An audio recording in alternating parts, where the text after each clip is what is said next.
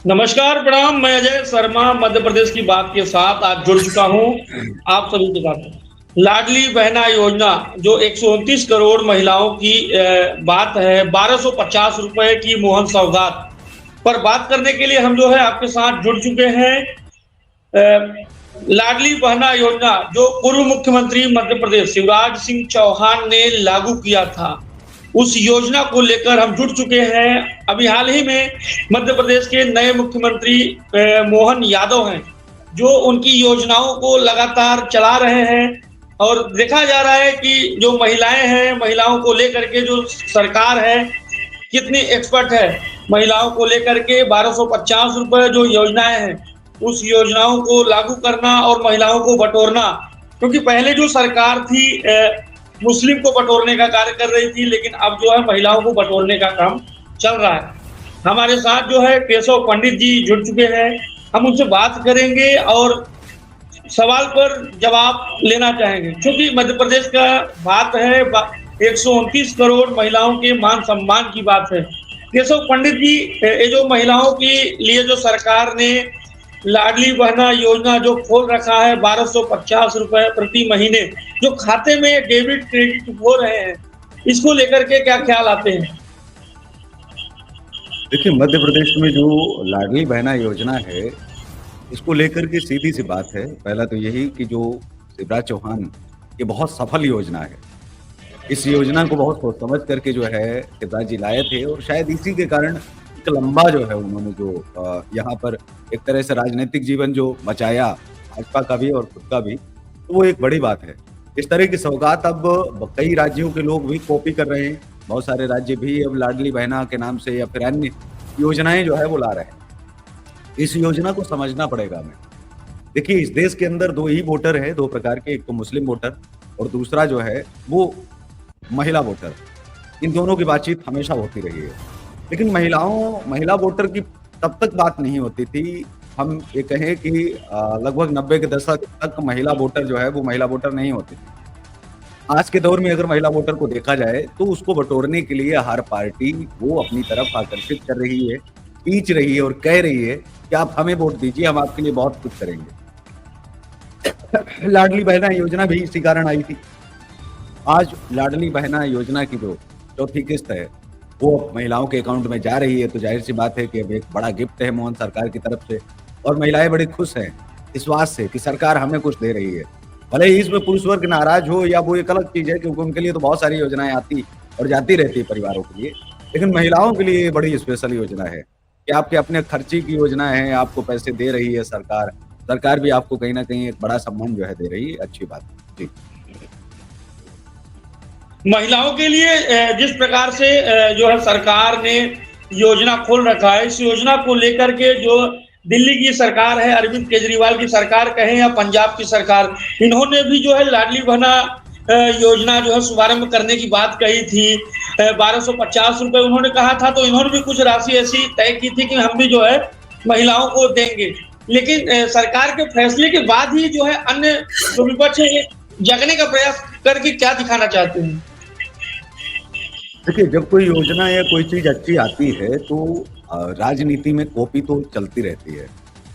जैसे मैं आपको बताऊं कि कांग्रेस के दौर में विमुद्रीकरण होने वाला था, मतलब नोटबंदी, तो चवन्नी अठन्नी बंद कर पाए। लेकिन नोटबंदी का सबसे ज्यादा विरोध भारतीय जनता पार्टी ने किया, लेकिन जब सत्ता में आए तो नोटबंदी उन्होंने की। जीएसटी कांग्रेस लाने वाली थी, हम सब जानते हैं, लेकिन उसका विरोध किया और जीएसटी नहीं आ पाई, लेकिन भाजपा ले आई। आधार कार्ड का विरोध भारतीय जनता पार्टी ने किया और खुलकर के स्वयं नरेंद्र मोदी जी ने किया हुआ था। तो प्रधानमंत्री बनने के बाद में उन्होंने जो है उसी योजना को लॉन्च किया। देखा यह जाता है कि आपकी योजना कितनी सार्थक, कितनी सफल रहती है, पब्लिक उस योजना को कितना आगे बढ़ा पाती है, कितना उसका लाभ ले पाती है, और आप उसका लाभ पब्लिक तक कैसे पहुंचा पाते हैं, कितना आप लाभ दे पाते हैं। अगर आप यकीनन हर योजना अच्छी होती है, लेकिन उसकी वजह एक रहती है कि उस योजना का लाभ ठीक लोगों तक नहीं पहुंच पाता है, और बीच के जो बिचौलिए हैं वो उसका लाभ उठा ले जाते हैं, तो वो योजना असफल हो जाती है। फिर उसे न तो कोई कॉपी किया जाता है, कोई योजना कितनी भी अच्छी हो। बहुत सारी योजनाएं आई, चाहे वो उत्तर प्रदेश की लैपटॉप योजना हो, साइकिल योजना हो, या फिर उसके बाद में देश भर में तमाम राज्यों में चलने वाली बहुत सारी योजनाएं। लेकिन मध्य प्रदेश की अगर हम बात करें, क्योंकि मध्य प्रदेश इसलिए भी बहुत महत्वपूर्ण हो जाता है कि भाजपा का पूरा गढ़ है। एक भी सांसद उन्होंने दूसरे को नहीं बनने दिया। तो इसका पूरा श्रेय निश्चित तौर पर जो है वो शिवराज सरकार को जाता है, शिवराज चौहान जी को जाता है और वह मोहन को जो सत्ता है वो सौंप देते हैं, एक तरह से ये कहें कि मध्य प्रदेश सौंपना हरा-भरा। लेकिन वही मोहन इतनी योजनाएं फ्री की चला देते हैं, एक अनुभव नहीं है उनका और फिर या तो वो बिना अनुभव के कि शिवराज जी के साथ में कम से कम एक अनुभव साझा करें, कोई योजना लाने से पहले उनसे पूछें। मध्य प्रदेश को सबसे ज्यादा जो है वो चौहान जी जानते हैं, मैं ये समझता हूँ। तो इनके ऊपर अर्थ जो इनका जो मंत्रालय है उसने इनके ऊपर पाबंदी लगा दी कि भाई आप तो ये मुख्यमंत्री हो, आप कुछ भी बांटते चले जाओगे, हमारे पास तो पैसा ही नहीं रह गया है।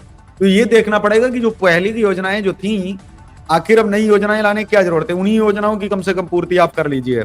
और उसी की एक वजह है, ये 2 कदम पीछे मोहन सरकार को आना पड़ा और उन्हीं योजनाओं को ध्यान में लाना पड़ा कि वो योजनाएं थी वो जो सफल है उन्हीं को लेकर के चलना पड़ेगा, नहीं तो चारा नहीं है कोई। जी।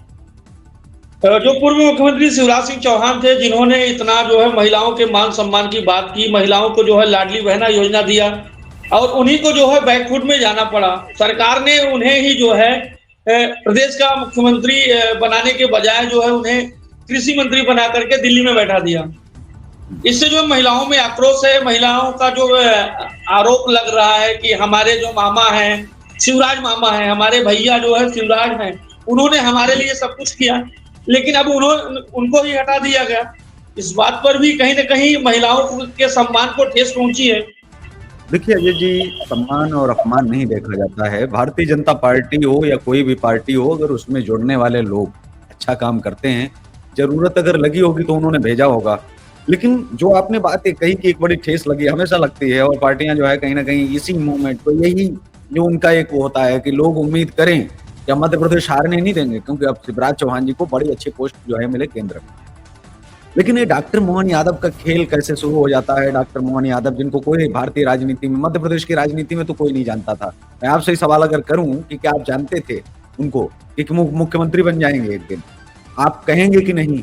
और क्या मध्य प्रदेश जानता था? नहीं, ये रातों रात जो है तय किया हुआ फैसला है। लेकिन मोहन यादव ही क्यों, इनसे बड़े वरिष्ठ राजनेता थे, उनको लाया जा सकता था, बहुत बेहतर मध्य प्रदेश चला सकते थे। लेकिन यहाँ पर ये खेल किया गया कि अंबाई फैक्टर जो उत्तर प्रदेश का, क्योंकि उसके बाद में उत्तर प्रदेश के चुनाव थे, उत्तर प्रदेश के चुनाव में यमबाई मतलब मुस्लिम और यादव का जो फैक्टर था, वो तोड़ने के लिए क्या है कि यादव को तोड़ने के लिए कि यादव इनके पास सीएम नहीं था, ओबीसी का गेम चल पड़ा था। राहुल गांधी जी लगातार ओबीसी की बात कर रहे थे, वो कह रहे थे कि देखिए आप ओबीसी को आगे बढ़ा नहीं रहे हैं, आप तो सवर्णों को आगे बढ़ा रहे हैं। ये प्रधानमंत्री के सामने सबसे बड़ी चुनौती थी, एक ओबीसी जो है वो मुख्यमंत्री देना और दिखाना ये कि हमने सवर्ण भी बनाया, जैसा राजस्थान में उन्होंने शर्मा जी को बनाया, तो दिखाया कि हमने देखिए ब्राह्मण को भी बनाया। मध्य प्रदेश में यादव को खड़ा करते हैं, तो ये उत्तर प्रदेश को जताने की कोशिश, लेकिन उसका लाभ नहीं मिल पाया। लाभ इसलिए नहीं मिल पाया कि अभी नए नए आए थे, तो नई नई राजनीति थी मोहन यादव की। अब चेहरे से चुनाव नहीं लड़े जाते हैं, न चेहरे से अंबाई फैक्टर टूटता है। मोहन यादव के नाम से उत्तर प्रदेश में कुछ नहीं हो पाया, कोई यादव नहीं बटा, कोई यादव जान ही नहीं पाया कि मोहन यादव है, मोहन यादव कौन है। न तो उनका कोई परिचय हो सका, न उत्तर प्रदेश में चुनावी रैलियां ज्यादा कर सके। अगर मोहन यादव को मध्य प्रदेश का मुख्यमंत्री इस आधार पर बनाया गया कि उत्तर प्रदेश में बड़ी जीत हासिल करनी है, तो इसलिए फिर उत्तर प्रदेश का एक बड़ा चेहरा या फिर हम कहें स्टार प्रचारक भी बनाया जाना चाहिए था मोहन यादव जी को, जो कि भाजपा ने नहीं बनाया। अब क्यों नहीं बनाया, ये तो उनका अपना अंदरूनी मामला है, या फिर वो बना करके भूल गए कि हमने किस लिए बनाया था मोहन जी को, कि हम चेहरा दिखा करके, नाम दिखा करके करेंगे, लेकिन स्टार प्रचारक जो हमारे हैं वही रहेंगे। लेकिन मोहन यादव को अगर उत्तर प्रदेश के अंदर कुछ रैलियां करने दी जाती और स्टार प्रचारक बनाया जाता, तो मैं दावे से कहता हूं कि निश्चित तौर पर जो है बड़ा वोट बैंक कटता है यादवों का, और एमवाई फैक्टर तोड़ने में ज्यादा नहीं तो कम से कम 30 से 40% जो है वो तोड़ने में कामयाबी रहते। एक सीधा सीधा मैसेज मोहन यादव दे पाते कि देखिए भाजपा हर जाति की है, हर धर्म की है और हर व्यक्ति की है, सबका साथ सबका विकास जैसा भाजपा कहती है वैसा वो सार्थक कर पा रहे हैं। तो ये एक बड़ा रहा है मुद्दा। शिवराज जी को ये केंद्र में ले जाना चाहते थे, क्योंकि अगर एक अनुभव भाजपा में अनुभवी व्यक्तियों को ऊपर भेजा जाता है, आगे आने वाले प्रधानमंत्री के इलेक्शन के लिए भी ये हो सकता है कि योगी जी को पीछे कर दें और एक बराबर ही लगभग जितना कार्यकाल उससे 5 साल ज्यादा ही है मामा जी का, कि शिवराज जी को प्रधानमंत्री के लिए या गृह मंत्री के लिए भी आगे किया जा सकता है। और उसके लिए जरूरी ये है कि सबसे पहले राज्य से हटाना, केंद्र का अनुभव देना, ताकि केंद्र का भी इनके पास 2-4-5 साल का अनुभव हो और अगली बार जब हम जीतें तो आपको केंद्र के कैबिनेट में जो है आपको हम जगह दे पाए, क्योंकि एक अनुभव होगा, एक मेलजोल होगा। राज्य से आप हट करके आएंगे तो पूरे देश के नेताओं से मिलेंगे और आपके पास जब अनुभव होगा तो उस आधार पर जो केंद्र का कैबिनेट है, क्योंकि भाजपा में अनुभवी ही तो आएंगे। अब डॉक्टर मोहन यादव को तो केंद्र के कैबिनेट में किया नहीं जा सकता था, फिर कौन लोग आएंगे? तो ये क्रीम निकालते हैं तो लोग अपने राज्य की राजनीति में इतना सफल रहे। अगर वो लोग केंद्र में आएंगे तो केंद्र की सत्ता नहीं जाएगी, क्योंकि एक एक व्यक्ति इनके लिए बड़ा महत्वपूर्ण होगा। तो भारतीय जनता पार्टी जो है वो लोगों का ये नहीं देखती है कि नहीं आप आंसू बहा रहे हो, रो रहे हो। अगर 5वीं क्लास तक कोई बच्चा पढ़ता है, मान लीजिए एक एग्जाम्पल मैं आपको दे रहा हूँ, और 5वीं क्लास के बाद में वो पास हो जाता है, उसको तो 6वीं क्लास में जाना पड़ेगा, विद्यालय बदलना पड़ेगा, या 10वीं के बाद बदलना पड़ेगा, या 12वीं के बाद बदलना पड़ेगा, विद्यालय से कॉलेज की तरफ सफर किया जाएगा। तो ऐसे में अगर वहाँ के अध्यापक रोएं या वहाँ के छात्र रोएं, वो कहेंगे नहीं भाई आप मत जाइए, जाना तो पड़ेगा। तो अब जब आपने जहाँ तक की शिक्षा ग्रहण कर ली है वो काम आपका पूरा हो गया, आप कॉलेज में जाओगे, एक नया अनुभव, एक नई चीजों के साथ में देश को भी उसका फायदा मिले।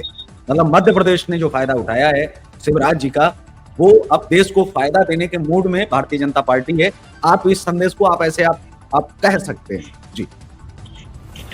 हिंदू मुस्लिम और यहाँ पर महिलाओं को बटोर करके जिस प्रकार से लाडली बहना योजना चलाया गया, और वहीं पूर्व मुख्यमंत्री को बैकफुट में भेज करके यादव समाज से जो है मोहन यादव को मुख्यमंत्री मध्य प्रदेश बनाया गया। लेकिन उनके बनाने के बाद ना तो उत्तर प्रदेश में विकास हुआ, ना तो मध्य प्रदेश में जिस प्रकार से चल रही है, उत्तर प्रदेश में उन्हें स्टार प्रचारक भी नहीं बनाया गया। इसका मतलब आने वाले समय में जो है योगी आदित्यनाथ को भी उत्तर प्रदेश से बैकफुट में ले जाकर के यूपी में भी कहीं ना कहीं नया चेहरा देखने को सामने मिलेगा। देखिए, मैंने जैसा पहले भी आपसे कहा है कि शिवराज जी बैकफुट पर गए हैं, ये लोग सोच सकते हैं। मेरा एक बड़ा लंबा अनुभव रहा है राजनेताओं के साथ में, राजनीति के साथ में, और मैंने राजनीति को जहां तक समझा है भारतीय जनता पार्टी की राजनीति। मैंने आपसे पहले भी कहा है कि प्रदेश ने शिवराज जी के कार्यों को देखा है। प्रदेश से अब देश की सेवा कराना चाहती है भाजपा, और इन लोगों के लिए क्या है कि पार्टी ही इनका आदेश है। पार्टी ने कह दिया कि आप नीचे कार्यकर्ता बन जाइए तो ये कार्यकर्ता बन जाएंगे, जरा भी नहीं सचाएंगे। इन्होंने कहा कि आप मुख्यमंत्री बन जाइए तो मुख्यमंत्री बन जाएंगे। अगर उन्होंने कहा कि प्रधान का चुनाव लड़ लीजिए तो प्रधान का लड़ लेंगे। उन्होंने कहा प्रधानमंत्री के पद के लिए आप हो जाइए तो स्वीकार है। मतलब जो इनको कहा जाएगा, एक तरह से गुरुकुल के अंदर जो शिष्य करते हैं ना, एक वैसी ही परंपरा, अनुशासन है, संयम है भारतीय जनता पार्टी में। और एक जो बड़े कार्यकर्ता है जो इनके कहने पर चलते हैं, जो सही योजनाओं को सफलतापूर्वक लॉन्च करना जानते हैं, जो ये जानते हैं कि कैसे जनता के मन को टटोला जाता है और पढ़ा जाता है। ऐसे नेताओं को अगर ये ऊपर नहीं लाएंगे, राज्यों से निकाल करके क्रीम अगर नहीं लाएंगे, तो केंद्र को कैसे बचाएंगे? क्योंकि केंद्र को बेहतर नेताओं की जरूरत है। वहां पर नए नेता तो कुछ काम नहीं कर पाएंगे, ये आप भी जानते हैं। लेकिन सबसे बड़ी बात यह है कि मध्य प्रदेश में शिवराज जी को ऊपर ले जाना ये दर्शाता है कि आने वाले समय में गृह मंत्री या रक्षा मंत्री या फिर वो प्रधानमंत्री जैसी पोस्ट पर भी आ सकते हैं, या प्रधानमंत्री का चेहरा भी बनाए जा सकते हैं। दोनों चीजें हो सकती हैं। और ये जो आपने हिंदू मुस्लिम की बात की कि हिंदू मुस्लिम को एक साथ जोड़ करके उनकी महिलाओं को ये योजना सफल होती है, तो ये शिवराज जी की चौहान की वही नीति है जो नरेंद्र मोदी जी की, आप यहाँ पर ये देख लीजिए, ये दर्शाती है सबका साथ सबका विकास। केंद्र में तो वही बैठ पाएगा जो सबका साथ करेगा। राज्यों में आप जो उथल पुथल करनी आप कर लीजिए, लेकिन केंद्र में तो आपको ये नारा दोहराना ही पड़ेगा और आपको लेकर के चलना पड़ेगा। तो ऐसे चेहरों को टटोला जाएगा जिनसे देश में कुछ खतरे कम हों, जिनसे लड़ाइयाँ नहीं हों, दंगों की संभावना कम हो, और बहुत बेहतर ढंग से जो है सुशासन जिसे कहते हैं, वो अगर चलाने की काबिलियत और क्षमता रखते हैं, तो उनको राज्य से निकाल के कैबिनेट में लाना, और इसे बैकफुट नहीं कहेंगे, ट्रेनिंग चल रही है एक तरह से कहेंगे कि आने वाले समय में कुछ बड़ा होने वाला है, कुछ बड़ा पद मिलने वाला है। तो अभी ट्रेनिंग में है शिवराज जी, ये कह सकते हैं जी। तो बिल्कुल कहीं ना कहीं लाडली बहना योजना दे करके जो है महिलाओं को बटोरा गया और महिलाओं में एकता आ सके, इस बात से सरकार ने जो है योजना चलाई। लेकिन मध्य प्रदेश के कुछ ऐसे जिले हैं और जिले में कुछ ऐसे गांव हैं जहां पर लाडली बहना योजना जो है अब तक नहीं पहुंच पाई है, और वह भी जो है मुख्यमंत्री, पूर्व मुख्यमंत्री को जो है अपना मामा अभी भी बताते हैं कि हमारे मामा जो है शिवराज हैं, हमारे भैया शिवराज हैं। लेकिन भैया शिवराज होने के बावजूद भी कुछ बहनों को जो है लाडली बहना अब तक उसका लाभ नहीं मिल पाया है। देखिए, इसके लिए कहीं न कहीं प्रशासन भी ज़िम्मेदार है, इसके लिए कहीं न कहीं जो है मीडिया भी ज़िम्मेदार है, इसके लिए पर एक तरह से राज्य भी ज़िम्मेदार हो जाता है। जो पढ़े-लिखे लोग हैं, उनकी ज़िम्मेदारी है कि उन योजनाओं का लाभ उन तक पहुँचाया जाए। जो गाँव में प्रतिनिधि हैं, जो जनता के प्रतिनिधि हैं, प्रधान सेवक हैं, उनकी ये ज़िम्मेदारी है कि वो पहुँचाएँ। क्योंकि हर काम शिवराज जी या फिर नरेंद्र मोदी नहीं कर सकते, हर काम राहुल गांधी या फिर उनके नीचे के लोग नहीं कर सकते। जिस अगर प्रधानमंत्री ही सारा काम कर लेता तो मुख्यमंत्री बनाने की क्या आवश्यकता थी? और मुख्यमंत्री सारे काम कर लेता तो फिर उसके नीचे पद रखने की क्या आवश्यकता थी? अगर विधायक जैसे पद, अगर विधायक सारे काम कर लेता तो गाँव में प्रधानों के रखने की क्या आवश्यकता थी? अगर प्रधान बना है, तो इस नीति के लिए तो प्रधान ज़िम्मेदार होना चाहिए। प्रधानों की ये ज़िम्मेदारी बनती है कि अपने गाँव के लोगों का, क्योंकि उनके लिए वो शपथबद्ध है कि हमको वोट दिया हो या नहीं दिया हो, हम जीते हैं तो आपके लिए और मरेंगे भी तो आपके लिए, चाहे राज्य हो या फिर केंद्र हो, उनकी सारी योजनाओं का लाभ देने के लिए वचनबद्ध हूँ, तो गाँव का प्रधान हूँ, आपका प्रतिनिधि हूँ। तो इस तरह की अगर चीज़ें अगर होती और ये शपथ दिलवाई भी जाती, आगाह किया जाता, बिल्कुल है। सक्रियता लाडली बहना योजना को लेकर के पुरुष जो है एक ख्याल आ रहा है, वो पीड़ा व्यक्त कर रहे हैं अपनी, लेकिन करें भी तो किससे करें? उनका कहना है कि ठीक है, सरकार ने योजना चलाई है, अच्छी योजना है, चलाना भी चाहिए। लेकिन ये योजना चलाने के साथ-साथ जो महँगाई बढ़ी हुई है, जी, आलू के दाम कहें या टमाटर के दाम, इस तरह बढ़ चुके हैं कि लोग जो है उस महँगाई से झेल पाना उनको मुश्किल हो गया है। तो ₹1250 में मुझे नहीं लगता कि उनका 1 महीने का खर्चा चल पाएगा। देखो इस पर एक बड़ा अगर देखा जाए, एक बड़ा, बड़ा मतलब है कि मध्य प्रदेश के अंदर इतने मंदिर हैं, उन मंदिरों का चढ़ावा किसे जाता है? राज्य सरकार को जाता है। मंदिर जो है वो एक तरह से सरकार पाल रहे हैं मध्य प्रदेश में। टूरिज़्म पर ध्यान देना चाहिए मध्य प्रदेश को, मंदिरों पर ध्यान देना चाहिए मध्य प्रदेश को। मध्य प्रदेश की सरकार को बहुत सारे वो काम करने चाहिए जो अभी तक उन्होंने नहीं किए हैं। अभी डॉक्टर मोहन यादव ने एक नियम तोड़ा था, उज्जैन के अंदर एक रात रहे और उन्होंने कहा कि नहीं मैं एक रात रुकता हूँ। कभी भी कोई मुख्यमंत्री उज्जैन नहीं रुकता था। जो राजा होगा वो रुकेगा नहीं, नहीं तो सत्ता चली जाएगी। सत्ता तो शायद बची हुई रही, लेकिन एक बड़ा काम हुआ। इन्होंने एक नई जो वर्षों से आ रही, हज़ारों वर्षों की परंपरा जो चलती आ रही थी, वो जो डॉक्टर मोहन यादव ने तोड़ी उज्जैन के अंदर। मैं मानता हूँ कि 2 राजा एक साथ में नहीं रह सकते। महाकाल की नगरी में महाकाल राजा हैं और मुख्यमंत्री भी वहाँ आ जाता है, तो वो कहता है अपने आप को राजा दिखाने की कोशिश करो। उसकी हालत ये होती है कि 3-4 महीने के बाद में मध्य प्रदेश बैक फुट पर आ जाता है अपने आप ही। पैसे से लाचार इसलिए है क्योंकि एक राजा राजा को चुनौती दे रहा है। वर्षों पुरानी हमारी प्राचीन परंपराएं वो व्यक्ति तोड़ रहा है जिसे भारतीय जनता पार्टी कहती है कि सत्य सनातन सनातन हिंदू हिंदुत्व इन सबके साथ हम खड़े हैं। कहाँ खड़े हैं आप?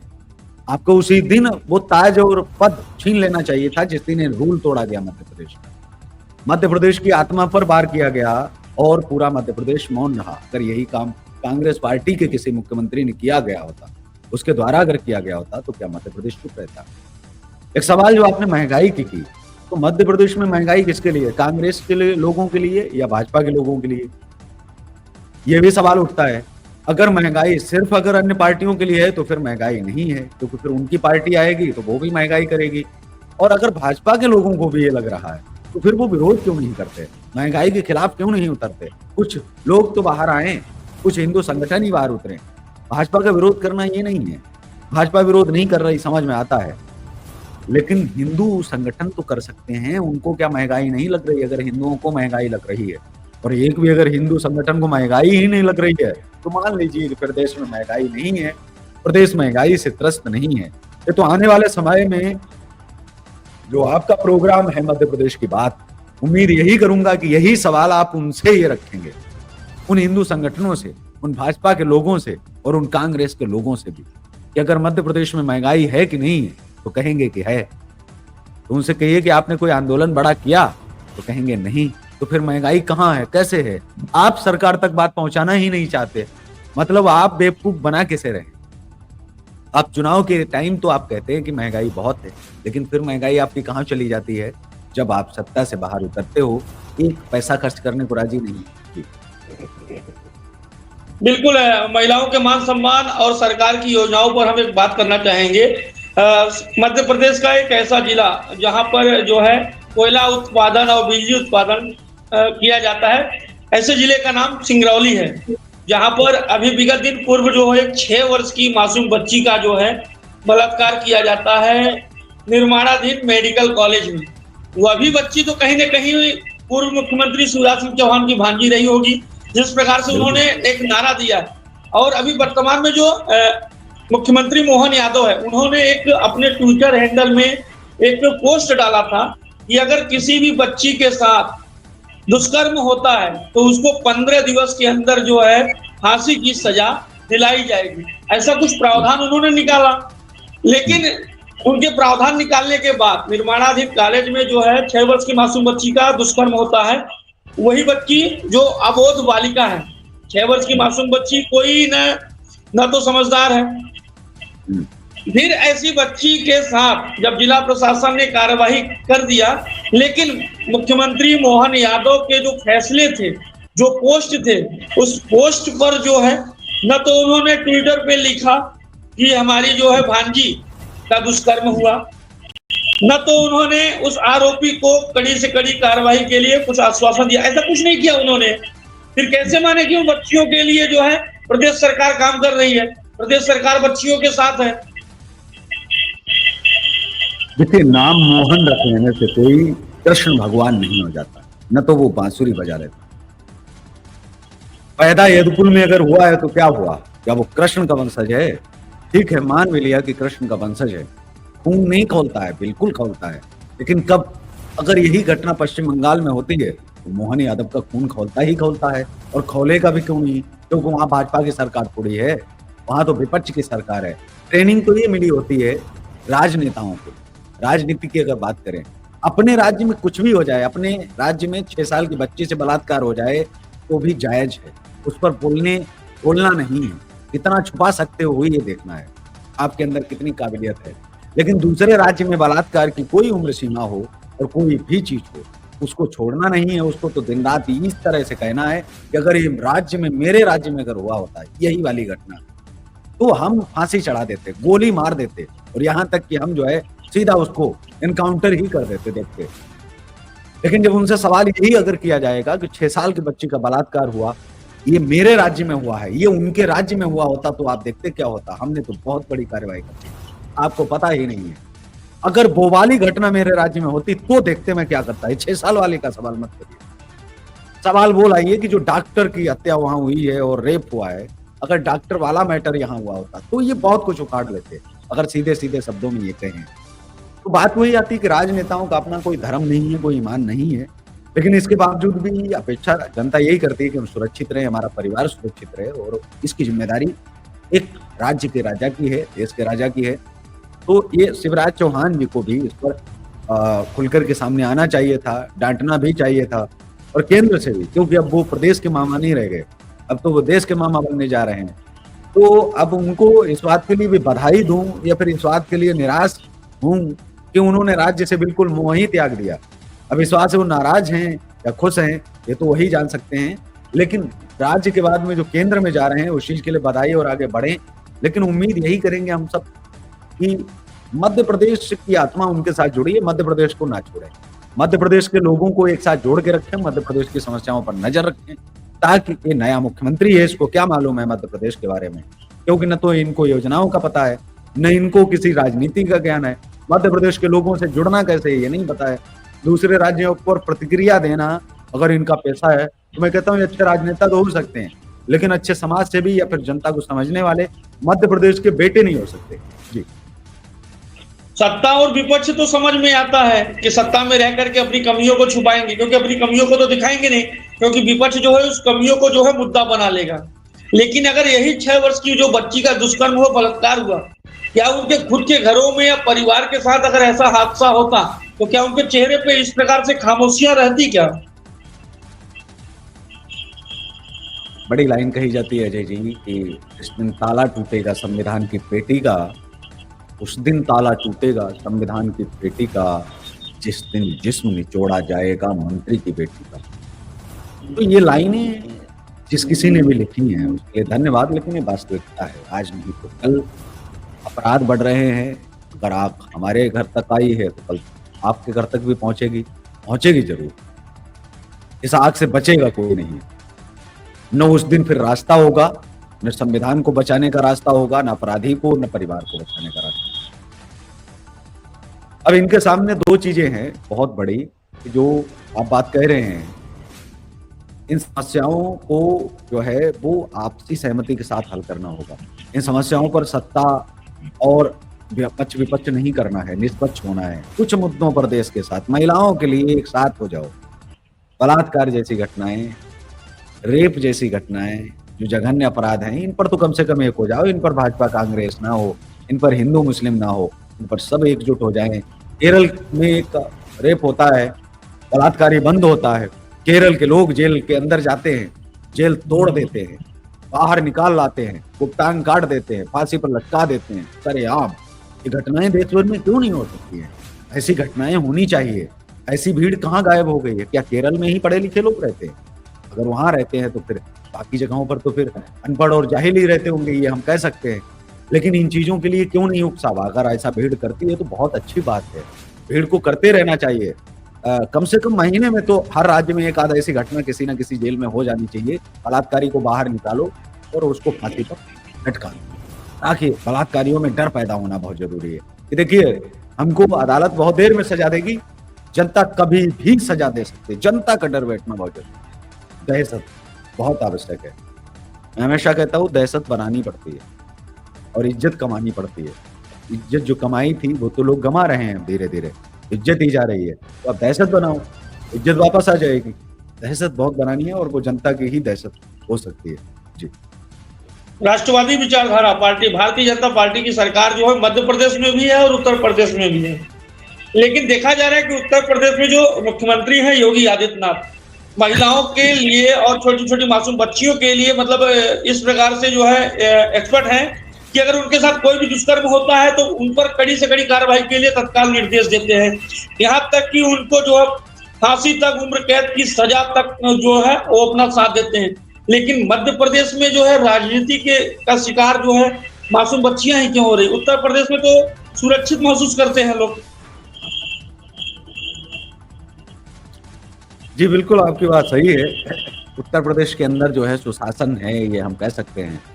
उत्तर प्रदेश में भी घटनाएं हो रही हैं, लेकिन लोगों में डर है। बात वही है कि अगर आपकी पुलिस आपकी एक्टिव है और आपके हाथ में ट्रिगर है और आप दबाने की अनुमति देते हो कि मार दो, ठोक दो।